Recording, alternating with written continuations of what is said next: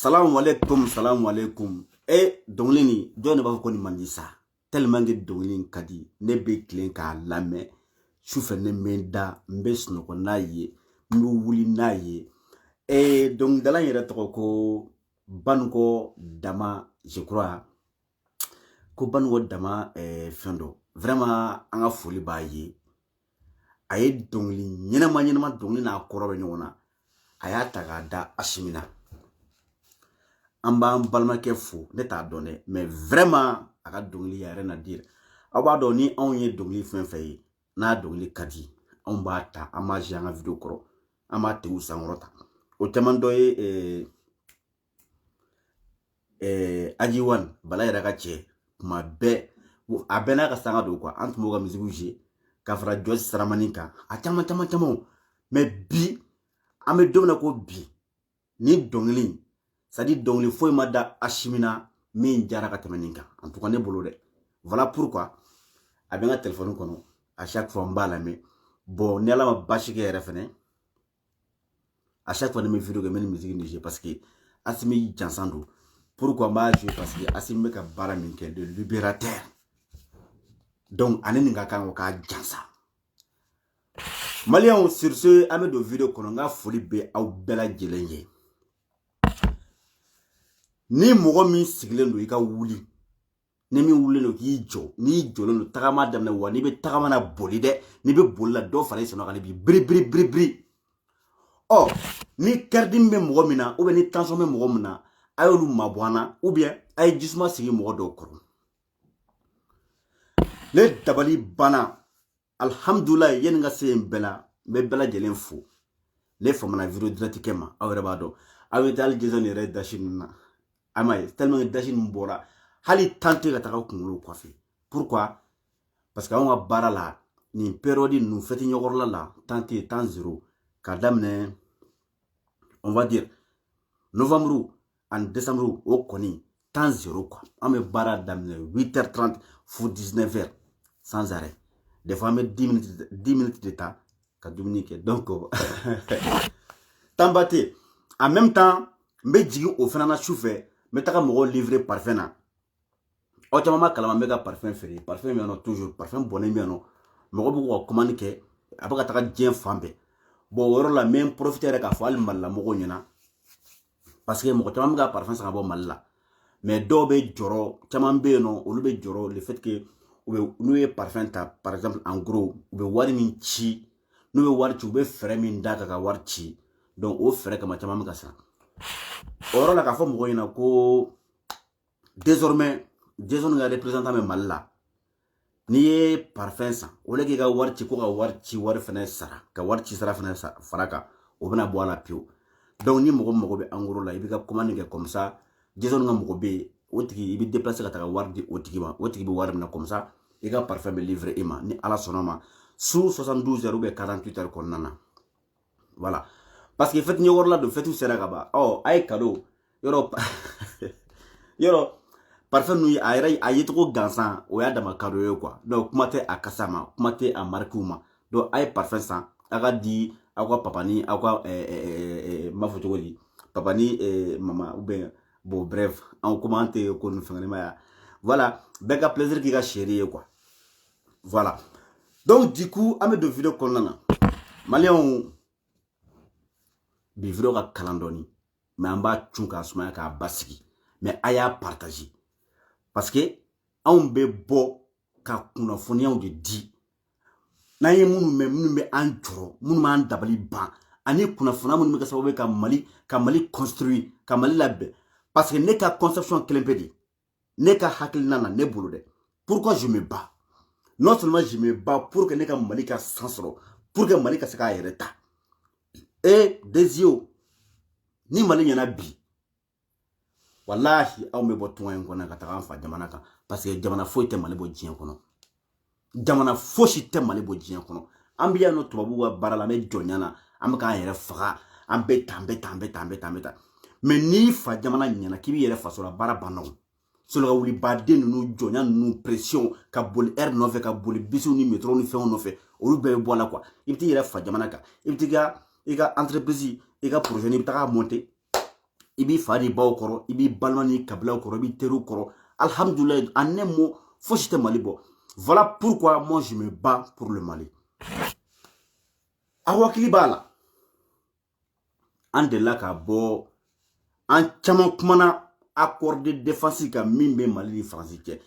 ja on yere ma jusqu'à présent ja on ma fouchi famia. Voilà pourquoi Mali kele te ba, voilà pourquoi on be dinge kono Malien ay Assimi fode billahi ay Assimi deme Malien ay Assimi deme Malien ay Assimi deme anga Soundiata Keita di Assimi Mali dem bela jele munu be Assimi fe munu te Assimi fe oluka here soro sira odi Assimi wa Mali ka bo dinga kono asira odi Assimi Anya antemanya fo ko accord de défense me Mali ni France ke anya ndatu arondo de la anya munu me comme quoi ko ni français tienne ke Mali kono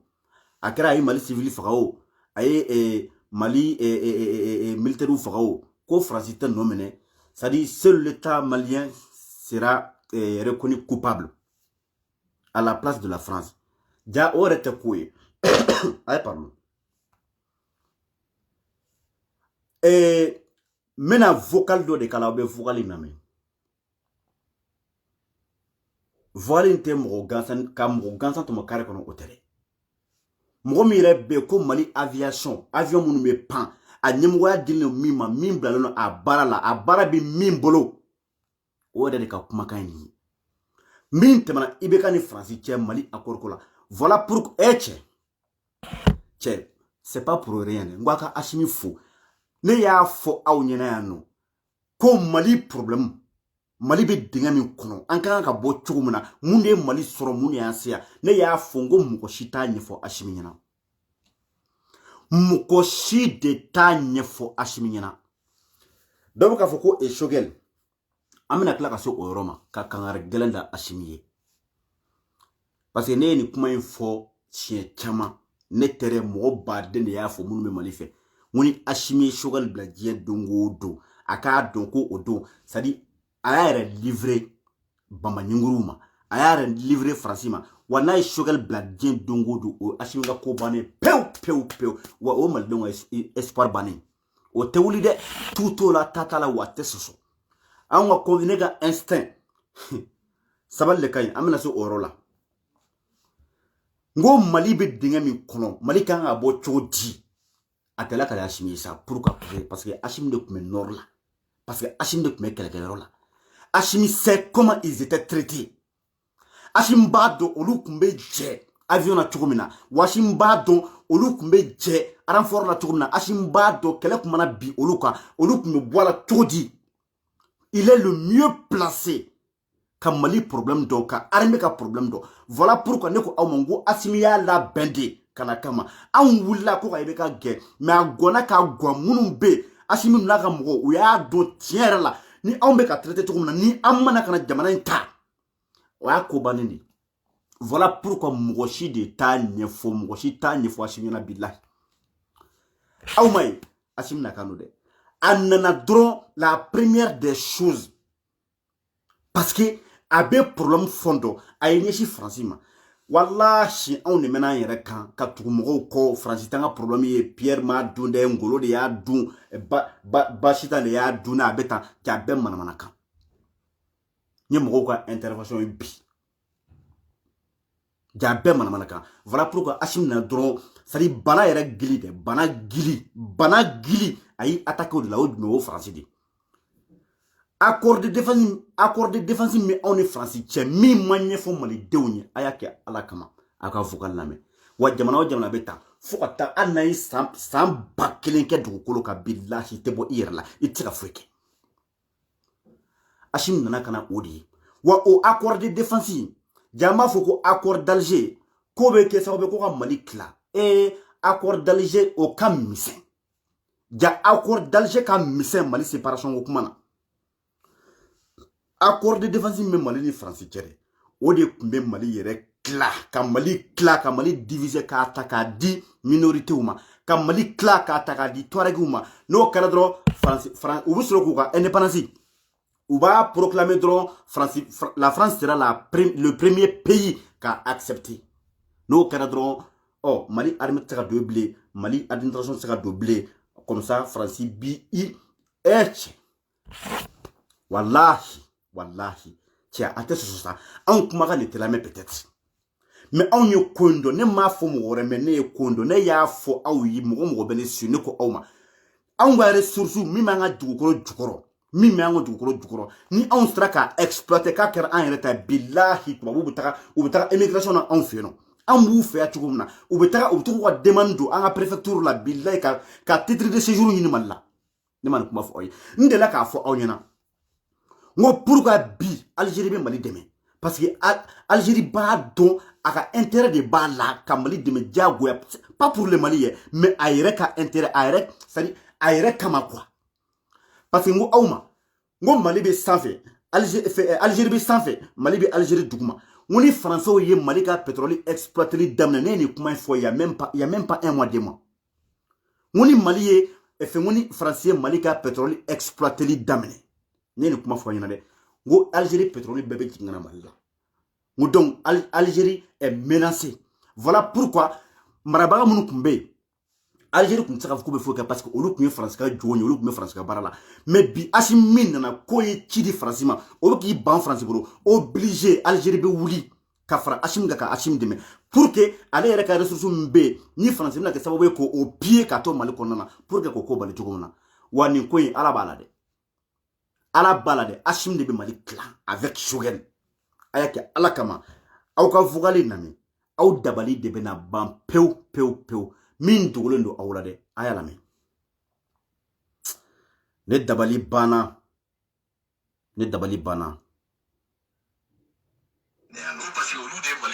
a ye vugale lamɛn dɛ c'est l'accord militaire min bɛ France ni Mali cɛ o de b'a bali mɔgɔ wɛrɛ ka se ka na Mali dɛmɛ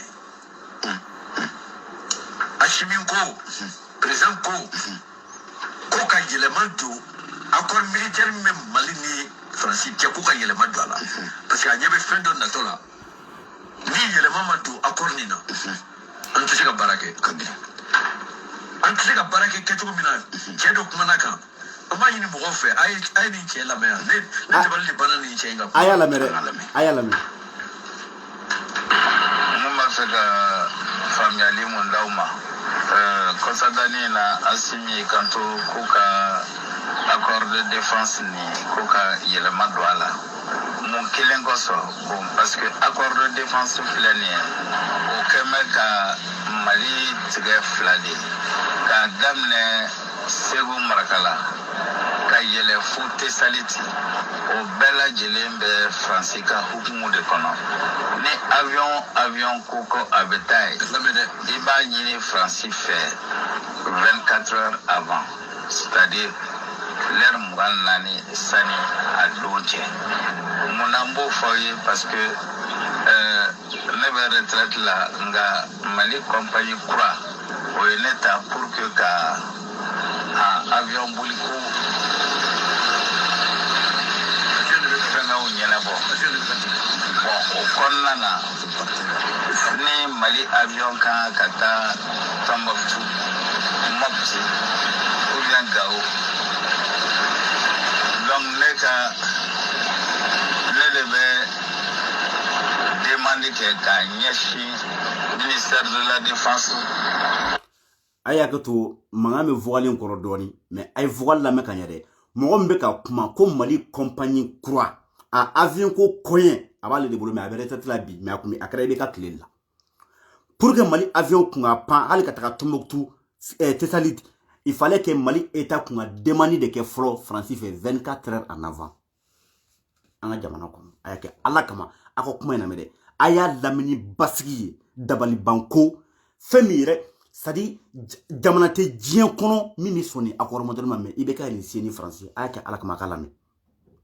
Assimi nana ka na i attaquer accord min na bi ko ka accord min bɔ yen pewu ni o kɛra sababu ye ka France bila Assimi na bilahi Assimi ko kɛlɛ tɛ dɔwɛrɛ dɛ accord ko kuma min fɔra min be Mali minɛ ka bɔ France bolo parce que Mali kun ye France de taille an ka jamana kɔnɔ an ka avion tɛ ka wuli sans l'accord de la France billahi et pour cela pour qu'un avion ka wuli il fallait faire une demande 24 heures avant ka demande ke France fait ko an avion ma fa ka wuli ka taa ni yɔrɔ la n'a y'u ja u bɛ an jaabi n'a m'u ja u t'an jaabi n'u m'an jaabi o kɔrɔ ko kama bɔ quoi ala min yamaruya la mais olu ministère de la défense ta bɛ kɛ siɲɛ kelen kalo la olu bɛ jaabi di ko an ka o avion boliw kɛ o voyagew kɛ mais France ta Barkhane ta c'est-à-dire ni sini an ka avion kan ka taa an bɛ demande bila bi bon n'u m'i jaabi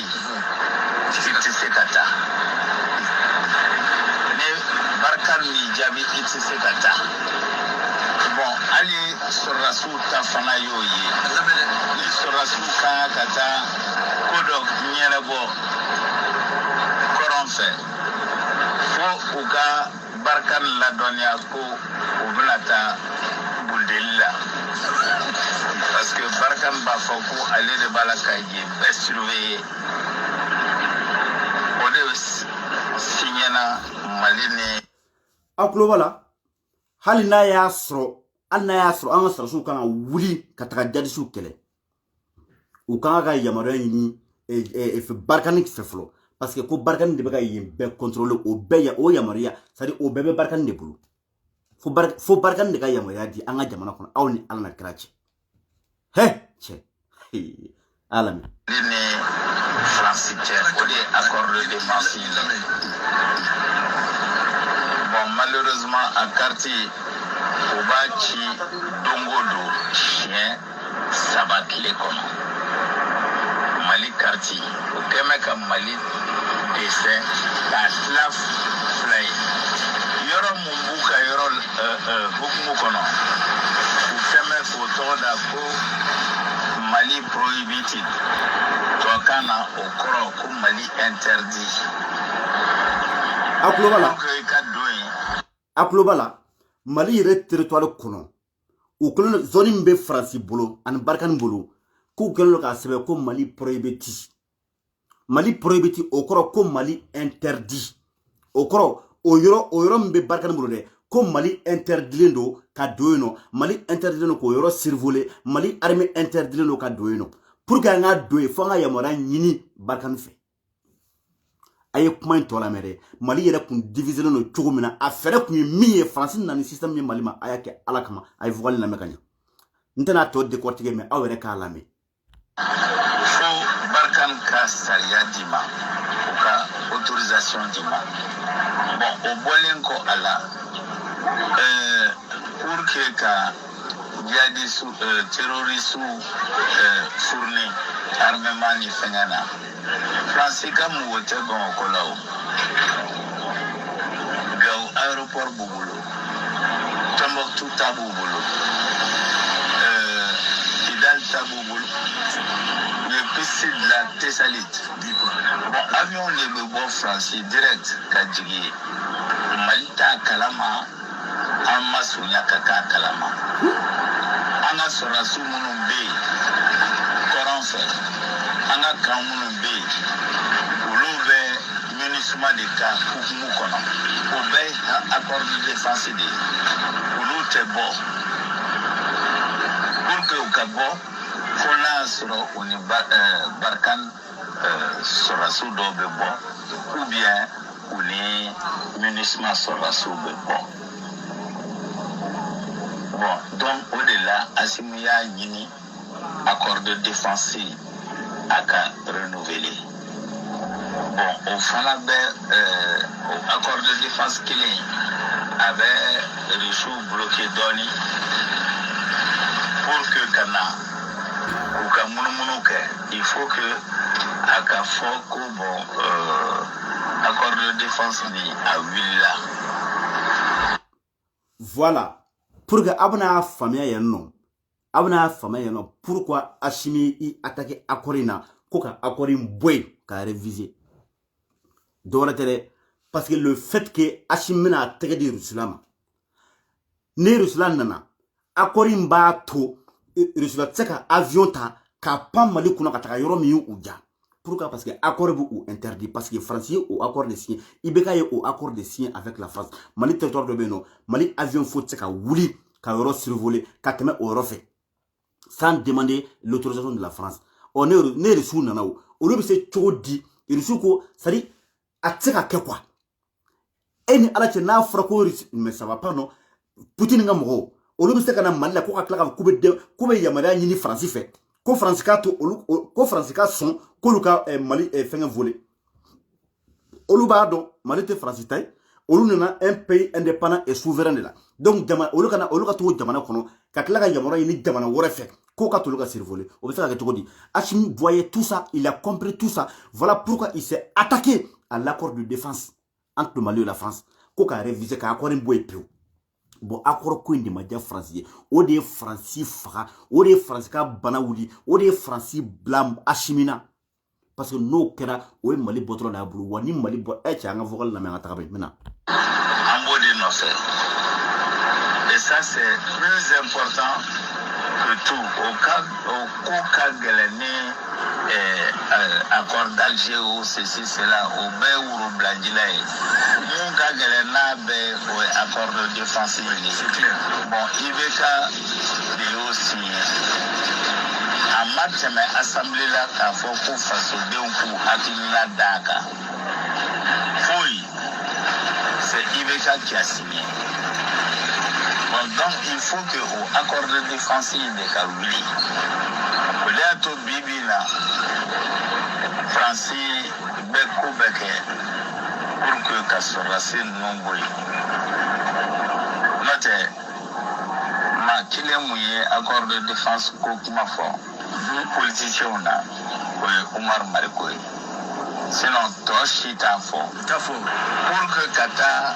a fort Kobo demande fonds femme,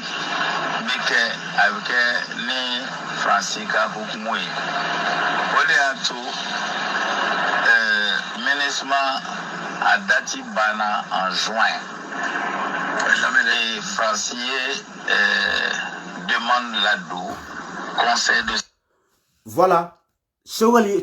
yoro chogali ne kuma nufore. Mais où ye chogali la gauche face au den djougou, boraka bla chogali la ko chogali be galon tegela. Ko ali ministre ka fait délai bané ou ka dati bané ne français ala ne ka taka demande la do Nations Unies là, Conseil de sécurité là. Kakla ka mandat croata ka du ministre mama sans pourtant demander le gouvernement malien, sans pourtant demander au président malien ni le premier ministre ni qui que ce soit au Mali. Kataka manda kurota ko fara ministre maka kakla ka fouina kuku gilaja ka pression à Mali autorité quoi pour que ou ka accord d'Alger signé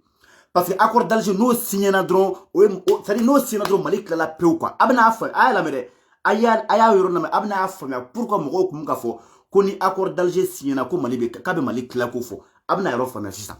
ah ne dabali bana kabako do de Hachimi alaka bargo do Hachimina billahi malemu aya Hachimi de mere aye Hachimi teme che Hachimi anga sunyata yere wa Hachimi no seulement Hachimi de Mali bobo la Mali tere mais Afrique be ka Afrique ka akaga yere ma ho kaga yere ya baftori yere ma horonya aga indépendance quoi amla de sababu ngala sa furula conseil de sécurité là ka foko bon sangile diruma Mali mo papier là do anga ministre kunte Mali m'a demandé que donc ministre Siroka et à fora ministre ka Kobeke pour que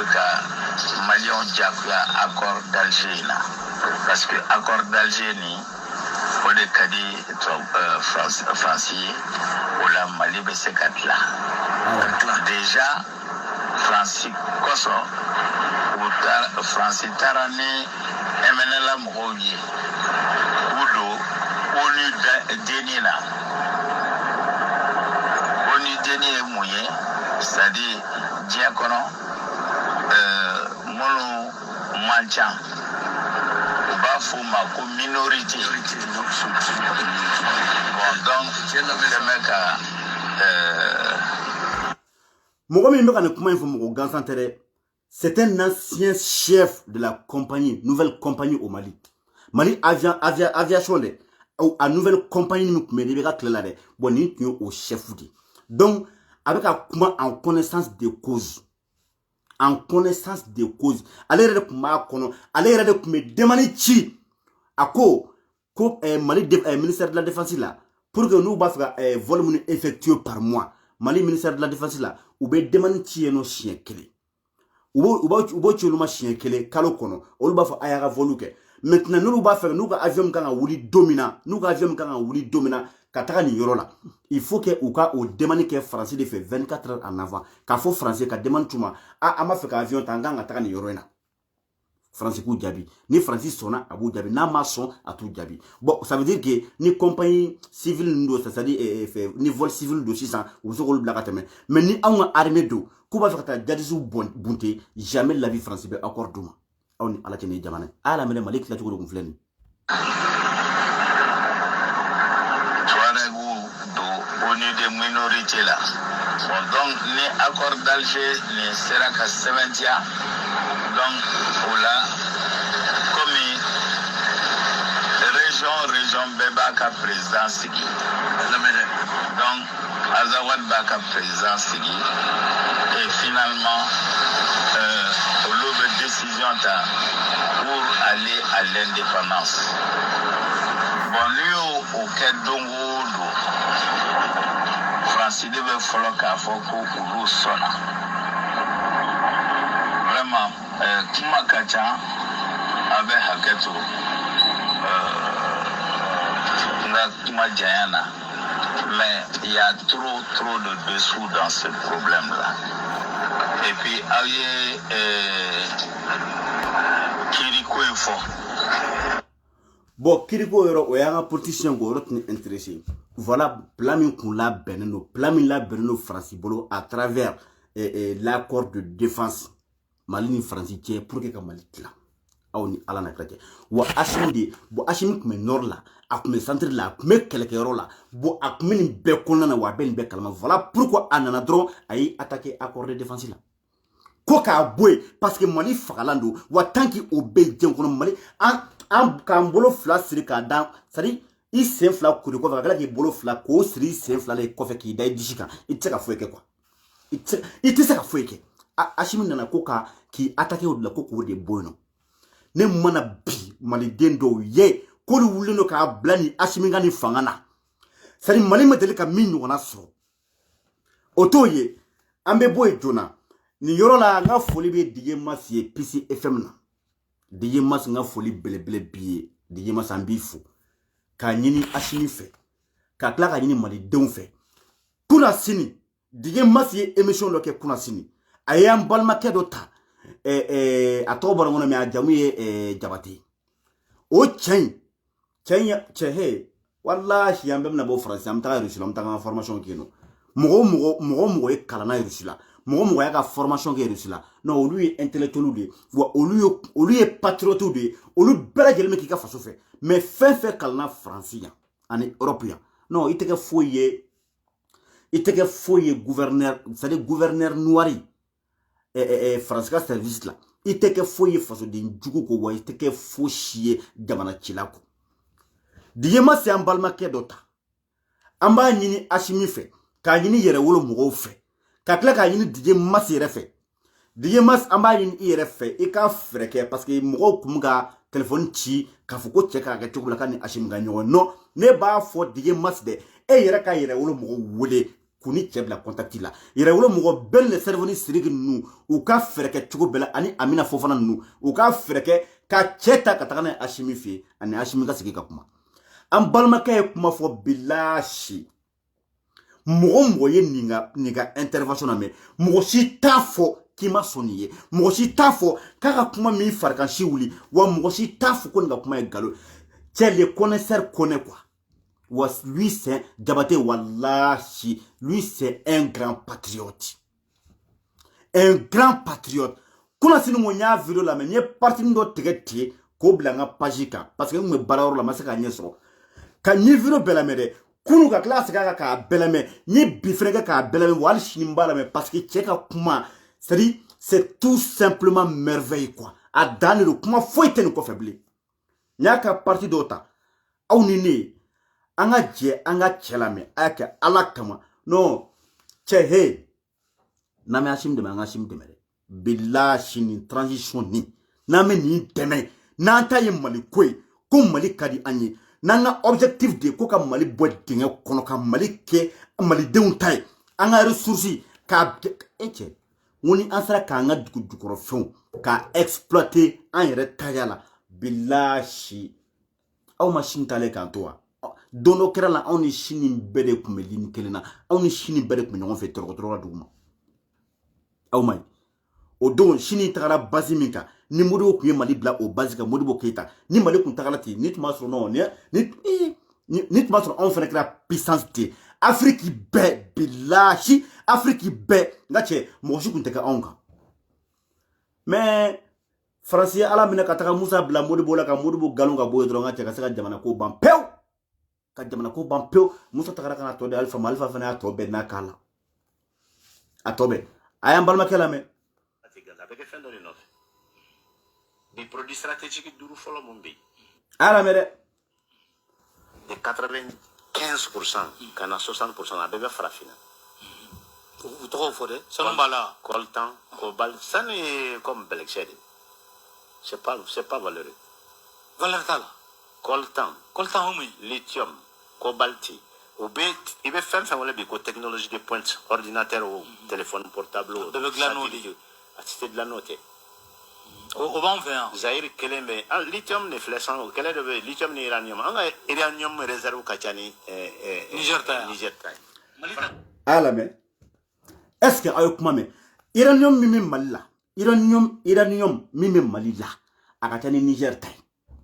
français ou ka société Areva obe Niger de mais mimi malila che anga famé ça pourquoi France ta ka bon malila bi pourquoi dien bébé qui trop Mali de kan Afrique totere mais Mali parce que anga sous-région na Burkina fara la Guinée ka ali Côte d'Ivoire ka fara Guinée ka Mali ka bon ani Sénégal Mali ka bonen be pam Francis Goroma saba Mali be odima Francis Goroma saba Mali ka bonen jamana kelen na bela jele wa anwa désert kono billahi femimbe a BDB, pétrole B, gaz naturel B, non, uranium B, non, fin BDB, coltan a bela jele. Pourquoi auta uranium ko cheko ko bi ko Mali kera bogotigi konyo de bi Mali kera no bogotigi de konyo be sena beba fe ka furu beba fe ka Mali furu akona le kara asimiye bi na le kara asimiye bi ale be Mali c'est-à-dire ale be Mali aba fu to dire ale be Mali furu siri ale be Mali furu siri mogo ba no fe ka ba furu ale ba c'est-à-dire ale be Mali promet obey namba furu ma a jamana be Europe jamana be mais ata furu siri ashima parce que bi horonyate bi slamiyate teriyate intérêt ko de be waniya yo ka grim Mali ka de parce que nyobu ko intérêt là wa Mali be Europe na bi Afrique be c'est ali Europe Mali est plus riche que l'Europe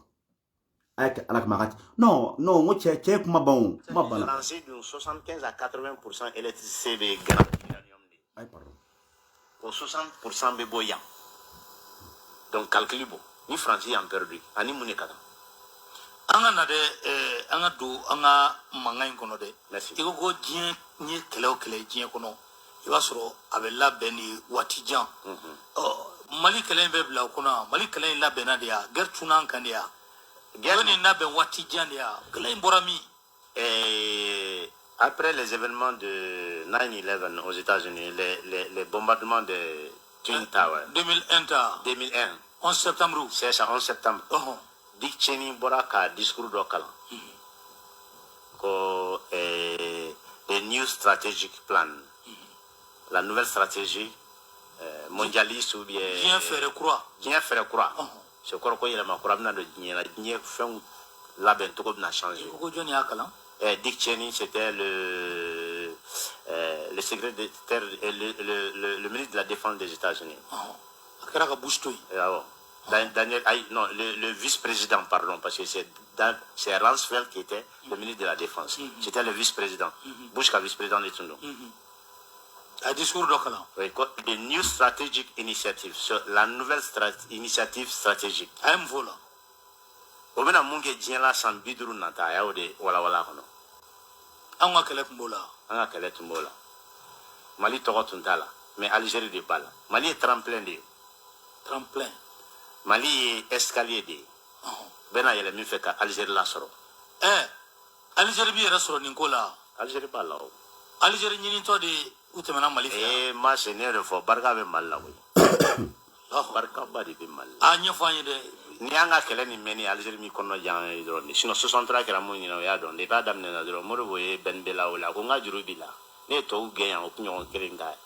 base tɔw ka base d'i ma pour que i ka tɔw kɛ la partie de Kidal de Gao comme Bouteflika les derniers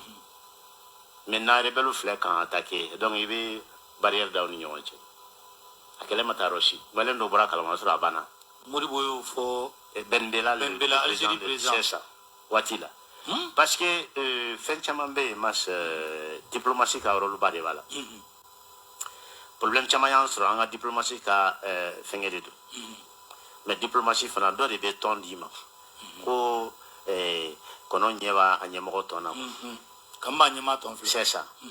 sinon job kelen tun bɛ yen i bɛ k'a ka tan nɔ nka bibi na mais bibi na parce que ɲɛmɔgɔ ɲɛnama sɔrɔla la a ja jɔlen tɛ a ja jɔra dɛ cɛ ne ni kuma in fɔ mɔgɔ caman ɲɛna dɛ wallahi ne yɛrɛ ye exemple ta ne mun y'a kuma kɛ aw bɛ video in kɔnɔ a bɛ se k'a sɛbɛntiya a bɛ se ka tiɲɛ ni Jason ma sa n ko ɲɛmɔgɔ ko de don f'i k'i jɔ i jɔyɔrɔ la dɔ delila k'a kuma fana ko Abdoulaye Diop k'a bɛ k'a ka gouvernement kɔnɔ ko pour que ninnu ye o ta n ko non mɔgɔ ko tɛ dɛ mais ɲɛmɔgɔ ko don n ko mais o Diop min filɛ nin ye o Diop min filɛ a bɛ ka baara min kɛ bi est ce que a sera ka nin kɛ i bɛ ka taa na n tila ka exemple di n ko tuma ni Jume Jawara min tun bɛ yan nɔ tuma ni Jume Jalo de n t'a dɔn Jalo bɛ Jawara de don min tun bɛ a ye an ka ancien ambassadeur yan nɔ Faransi yan nɔ a ye ci di Faransi ma don min na ko barikani tɛ foyi la k'an balimamuso violer centre kɔnɔna na yan nɔ o don bɛɛ i bɛ k'a y'a rappelé bilahi k'a lasegin ka taga Mali la ka bɔ a jɔyɔrɔ la parce que ni hali makɔrɔ kun sɔgɔsɔgɔla dɔrɔn paf i bɛ ka kunfa bɛ yɛrɛ mais bi Assimi de ko k'o tɛ kɛ mais Diop filɛ bi ka ci di Faransi ma awɔ le même Diop mais cette fois-ci sous Assimi Goïta pourquoi parce que a kɔ de ka girin parce que a b'a dɔn Assimi bɛ yen wa Assimi b'a dɔn jamana kɔnɔdenw b'ale kɔ a ye kuma lamɛn ala ka barika don an balimakɛ la Jabate cɛ Assimi a y'a kɛ ala kama a ye fɛɛrɛ kɛ cogo bɛɛ la nin Assimi bɛ se ka ɲɔgɔn ye cogo min na a ko hali le fait que an ni Russie bɛ k'an tɛgɛ ɲɔgɔn ma bi ko procédure ka suma quoi les procédures est tellement lent k'a ka suma an bɛ yɔrɔ min na bi ko ka kan ka galvaniser de k'a teliya Russie kan na awɔ ala min. mais a nalen caman ye segu bɛ Choguel critiquer mais Choguel b'a dɔn o bɛ ɲɔgɔn kan a b'a dɔn min ye mun ye o Diop yɛrɛ ye kalan kɛ Algérie de donc o ye avantage wɛrɛ ye o ye garisɛgɛ wɛrɛ ye Mali bolo parce que bi bi la Mali ka kɛlɛ tile de bɛ Algérie bolo mais Algérie bɛna obligé ka nin kɛlɛ de kɛ sisan fɔlɔ n'anw mago tun bɛ Algérie sisan Algérie mago b'anw na. kɔrɔ de t'u girin kunyan kan nin waati laban ninnu na. kɛlɛ Algérie ministre des affaires étrangères siɲɛ sabanan ne nin ye kalo kelen ni demi kɔnɔ. o kɛra. i b'a dɔn ko fɛn dɔ bɛ yen. u ka ambassadeur fɛnɛ ministre y'o bisimila. o ye don o dɔ ye. voilà. maliyɛn k'o faamuya. kɛlɛ mun filɛ nin n'an sera kɛcogo la an bɛ Sunjata ladege. cɛ a ye kuma lamɛn a y'a kɛ ala kama a ye kuma lamɛn cɛ nin bɛɛ kɔfɛ ne mana maliden dɔw de ye ko f'olu ka bila Assimi na ko fɔ Assimi de ka Choguel bila ko fɔ Assimi ka Choguel bila ne bɛ n sigi ne bɛ yɛlɛ quoi comme on dit que tout change sauf l'imbécile et on ne change pas une équipe qui gagne mais qui perd équipe min bɛ gagner o tɛ falen koyi bilahi ne delila ka ne ye video kɛ la lettre ouverte k'a ɲɛsin an ka président ma Assimi ye kuma min f'i ye tu t'a la ta t'a la o kɔfɛ mɔgɔ joli joli de bɔra Jason ye kuma fɔ ka tila ka segin a kan parce que ko ninnu tɛ sɔsɔ sa n'i ta ye jamana ko ye ni intérêt ko tɛ i tɛ ka foyi ɲini e ko de ko Mali bilahi i ni tiɲɛtigiw bɛ ɲɔgɔn sɔrɔ sira kelen kan n ko Assimi ma n'i y'a kɔrɔbɔ n'i ye chogal bila diɲɛ don o don Assimi ka fanga banna pewu pewu kuma t'a la quoi n'i ye chogal bila i y'i yɛrɛ mago sa wa aw ka ko banna pewu a tɛ sɔsɔ a diyara ne ye wo hali ni chogal kunkolo man di ne ye ni Assimi ye chogal bila bilahi hali n'a y'a sɔrɔ Assimi ka di ne ka tɛmɛ n yɛrɛ nin kan bi ni Assimi ye chogal bila o tiɲɛ ne b'o fɔ Assimi o y'a ka ko bannen o tɛ sɔsɔ sa ni ko nin tɛ sɔsɔ o ninnu ye Ala ka kɛ de ka lagare gansanw bɛɛ a bɛɛ lagare Assimi lagare chogal lagare Ben le cerveau lagare Sidiki Kouyaté lagare Fomba lagare Maliki Ndiaye lagare ani Johnny Nusar lagare a bɛɛ lajɛlen de ye lagare Ala k'olu bɛɛ bɛn ɲɔgɔn ma ka tila ka na den kɛ fa ka président cɛ Ala ye nin koba de kɛ Mali ye ka tila ka diɲɛ farafin jamana bɛɛ lajɛlen wuli ka fara Mali kan ko bɛ Mali dɛmɛ m'u ka président fɔ dɛ mais jamana kɔnɔ denw ko bɛ Mali dɛmɛ ko Poutine ko k'ale diminen de don Mali kɔrɔ quoi k'ale dim a ka c'est à dire vidéo partie est-ce que mata Poutine ko wallahi billahi an filɛ ligne min kan Assimi filɛ sira min kan n'an tagara nin sira kan san mugan billahi anw de bɛ Faransi mara Faransi bɛ k'an mara cogo min na bi dɛ mais n'an tagara nin sira kan san mugan anw de bɛ Faransi mara parce que Faransi bɛ ka balo anw de la le fait que Faransi ye puissance ye bi dɛ c'est parce que anw de b'a bolo mara la ni anw bɔra bolo a bɛ kɛ inverse de anw de bɛ Faransi mara ko ninnu tɛ sɔsɔ sa an ka k'an yɛrɛ an ka jɔ an kana siran a ye kuma lamɛn voilà maliyɛnw k'o faamuya kɛlɛ mun filɛ yen n'an sera kɛcogo la an bɛ Sunjata ladege n tɛ k'a labonya dɛ an bɛ Sunjata ladege k'a ladege cogo di k'a ladege min ma san 100 ni san 60 ɲɔgɔn an bɛ tubabuw ka jɔnya la mais an bɛna kɛ sababu ye k'o dabila Sunjata ma se o kɛ la dɛ a se b'an ye mun bɛ kulo la ko yɔrɔ ka gɛlɛn hali dɔw ye aw ka mɔgɔ dɔw ye a ye kuma lamɛn dɛ n ko cɛ ye kuma bɛɛ de fɔ c'est à dire en un si peu de temps ça détend mouvement quoi basigi kɔnɔ bonya ni karama kɔnɔ c'est à dire mɔgɔbaya kɔnɔna na ka kuma fɔ tranquille ka tɛmɛ quoi mais a y'i da to Mali problème bɛɛ la minnu bɛ ka kule ko gɛlɛya bɛ Mali la Mali sukaro dɛ 100 dɔrɔmɛ 10 dɛ 100 dɔrɔmɛ 20 dɛ ko yɔrɔ bɛ ale y'i sigilen to ka weleli kɛ Côte d'Ivoire ka taga sɔrɔ sukaro kilo bɛ 220 210 de la ko kuma na ko anw ka indépendance an b'a fɛ ka k'an yɛrɛ ye an b'a fɛ k'an yɛrɛ ta donc o prix bɛ bɛn 50 francs de ma dɔrɔmɛ 10 de ma aw ni Ala na kɛra cɛ ko kumasuli ko don quoi maliyɛn ko e cɛ e ko e ka k'i yɛrɛ ye e ko e k'i yɛrɛ ta e ko e t'a fɛ ka souffrir Gallo a ye cɛ lamɛn radio ni fɛnw na ko k'u bɛ sukaro prix fɔ n yɛrɛ na n ko bɛna fɛn sɛbɛlama dɔ fɔ ko sukaro ye 110 ye ko sukaro ye 120 ye ko yɔrɔ gɛlɛyara sur les champs n y'a Abidjan wele ka Dakar wele 220 210 mais port bɛ yen non ta ka da kan ka nɔgɔya n'anw ta ye wajibi aw ka indépendance prix de dɔrɔmɛ 10 ye an bɛ yɛrɛma hɔrɔnya min nɔfɛ o gɛlɛya o bɛ gɛlɛya min na s'an ma donc an k'an k'o kun masi an degunbaga an ka bureau an ka kasoladen gardien mun bɛ an maltraité sufɛ sɔn pour que o ɲɛmɔgɔw kana ye bana jugu de b'o la sisan mais ni mɔgɔ ye ni tɔɔrɔ ka se niveau dɔ la a y'a lamɛn dɛ hali n'a dɛsɛra a bɛ k'i na ko tiɲɛ tɛ Faransi dɛsɛra se foyi tɛ Faransi ye bilen e ko ten malheureusement n'a sɔrɔ ko ne de ko ten Faransi tun bɛ content la mais malheureusement c'est vrai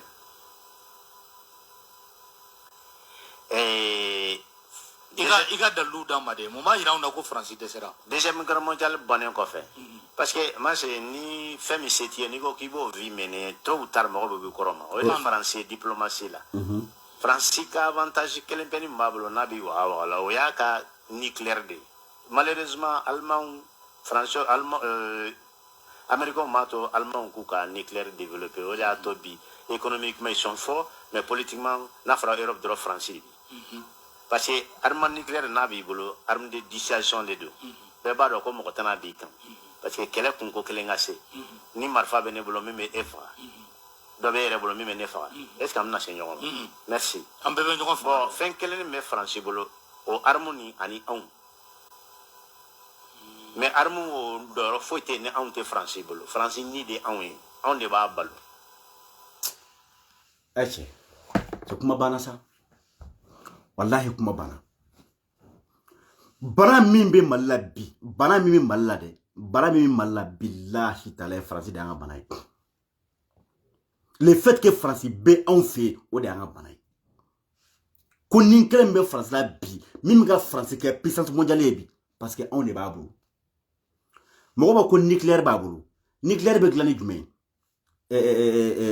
centre nucléaire nous olu ça dit olu nucléaire be glani jumé uranium o be boro jumé on bara Afrique ça veut dire que ni on te France bulu ni on bora bulu hali aka nucléaire a be perdu ola na perdu ola o e France kele non Mali kele wa kele bodi quoi beau wa kele ça dit pas quoi elle ne sera plus respectée a te jetible puissance ou fait billahi France ou be coup d'état be kiyano fene ni ala ni dabali bana mais anga ka nyere anga njo ni sefa kota tanga mabo sefa l'entendre ça ni sefa ta France bolo de sefa voilà aya ke ala kama akonu yoro la mais abena révélation minke abena révélation minke Mali en faw olu bu yere fra ka yeche ja Afrique be France bolo de ja Afrique de be ka France eche c'est comme si anga exemple quoi anga ke sisa neka jekulu do sigi san c'est comme si neka jekulu sigi ka mogoduru ta ka fara nyera ka ne yere worona mais neka ka jekulu nyemgoy ne be nda sokono nte bo kene man tita roshi mbesuno ko mmogo be fefela me awole ne mogo be musula aka ko to abana musudia ne mogo be mobile abana mobile dia ne mogo be avion abana avion dia ne mogo be tari ne mogo be je ne sais pas dirateke fenfe ne mogo bala aw bena bet ma ne be sokono mais ne rete fo kere mais aw ben bekeni mais ne plaka austra kalola keme aw ni ala na kirachi aw ni ala bo Afrique be France bolo tandi abena révélation minke Mali korokola en faw be karika eche demsunu be taka nunjuru mne u taka fro chike u taka mishu ge koru be sene ka koru bo maymato kola ali machine tambula be bole muso be na korbo e masa eche ye no cha yashimi deme billahi ay ashimi deme shugol ben kalama ashimi men kalama voilà pourquoi u be ka freke chugo bela anga boni jona juru konana an fana mbaw ka koru senane o wari be che o korbe chaka tagano kolu exporté o wari de o 65% de be takana di francima te fou francima kor sene ataro munu ya sene ata kalama foi o de na taka di francima 65% o be o kor warla o de di francima on me sika kawon re chodi sa ni yo o 65% taka fra onka a to 35% ka ah sari dimona anche mo jitan soro quoi mais anti saka koyi tan ya me français boluta alami salon Italie premier ministre de Mayo a mon fort français ma ko français de anga sefa ninge kaka deti financé banga warita kanga sanunta ko a déposé américain bangula o ba do ta 0% parce que ni économie tiena o tuma de lo ba di mare ite de lo mesra pour que économie ka sila mare frafina avec comme wakelembe bolo ne beno mine ela i hala la do de nga juruti la force parce que me sila dron me wa kele ni tambe kemeni bi shekin blamlo ma fo mas ni problème keri la ibina mugani me mugani juru la me ba sala ibe pourcentage daka ani france betin e ga kormo me serena e na ka a dollar bina malade atana atisiam agam e mago jmene bola ata france trésor la anga kori wari na sera de 65% e france tay fo valaki est-ce que oyo kuma ime ayake Allah kama alame e mago jmene bola ata france trésor la e ga kormo me serena e na ka a dollar bina malade atana atisiam agam e mago jmene bola ata france trésor la anga kori wari na sera de 65% e france tay fo valaki olle asene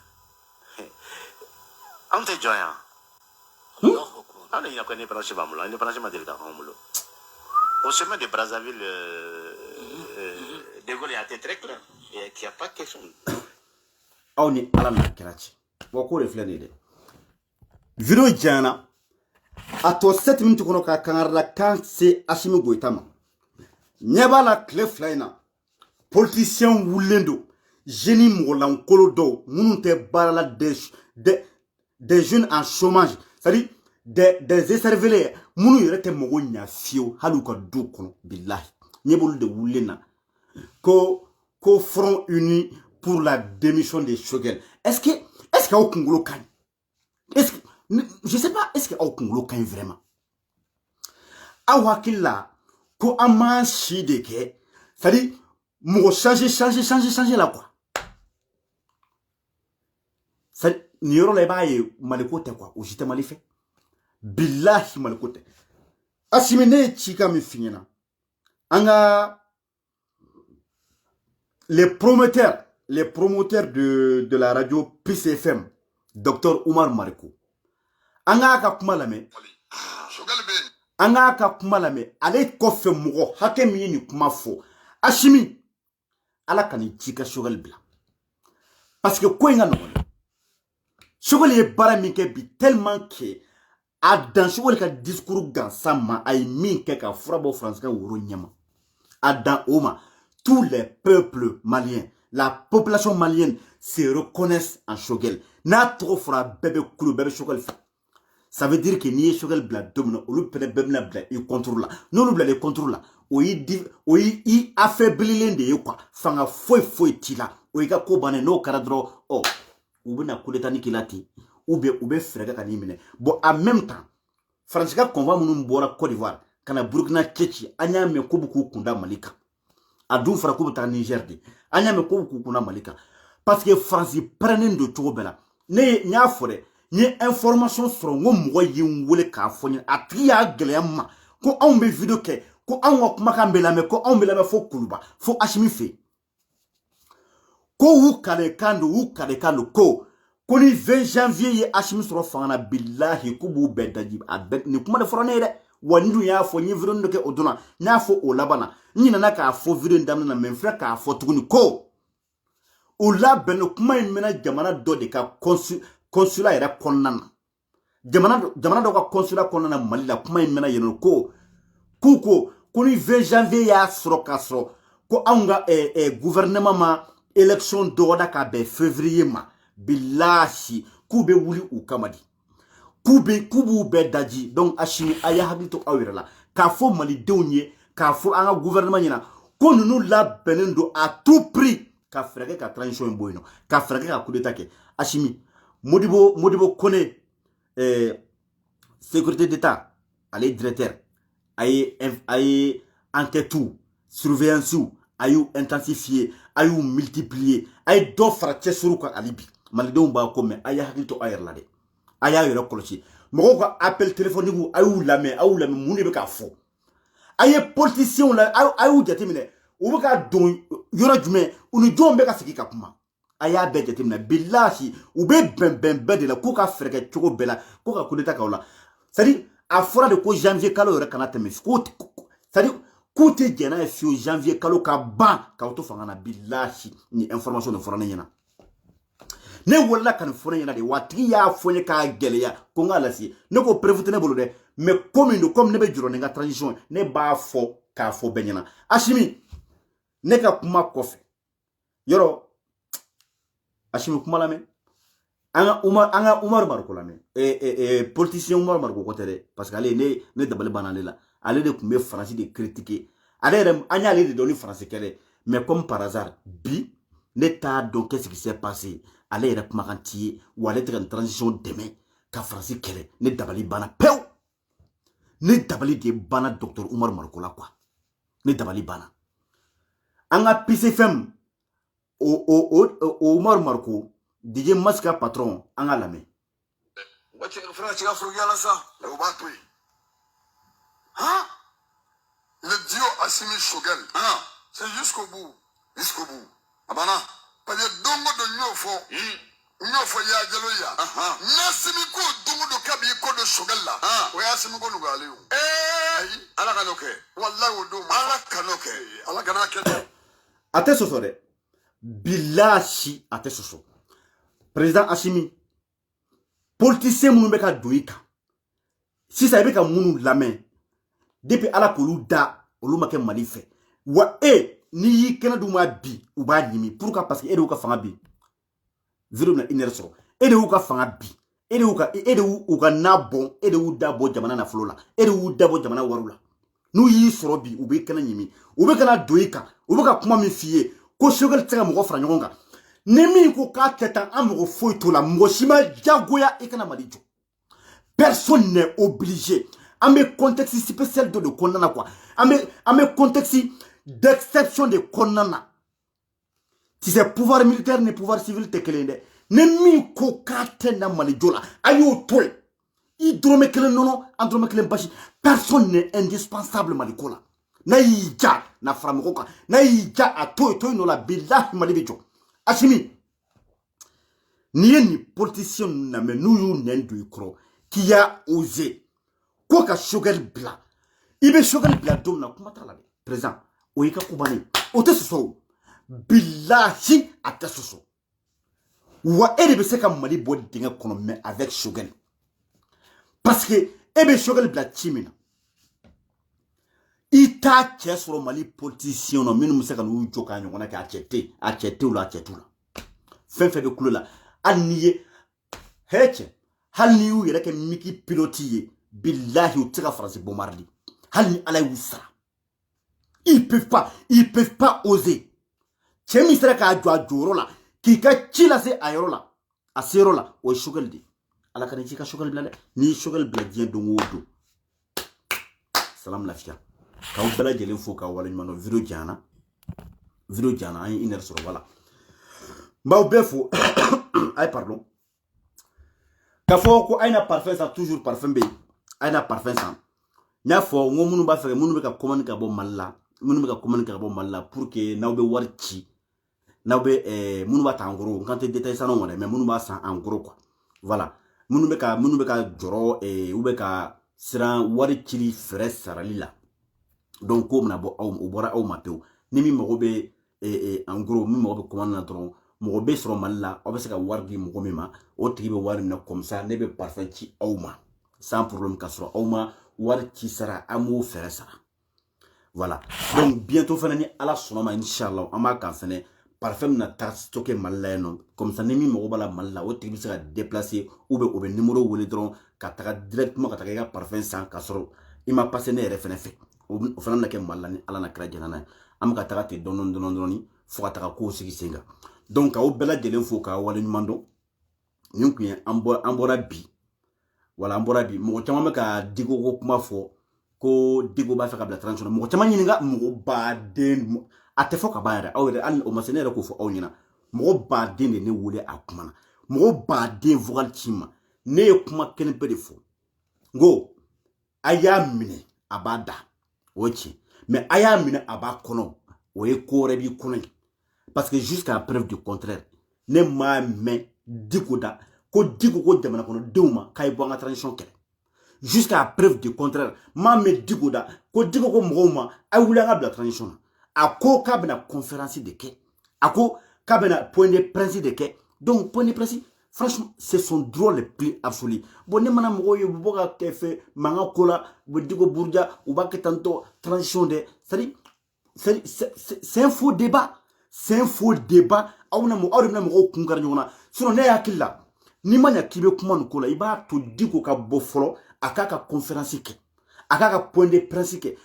n'o ye sini dimanche ye ni kuma min bɔra Diko da c'est à toi d'apprécier à ta façon ni Diko de ko o yɔrɔ la sa ko mɔgɔw ka bɔ ko ka transition kɛlɛ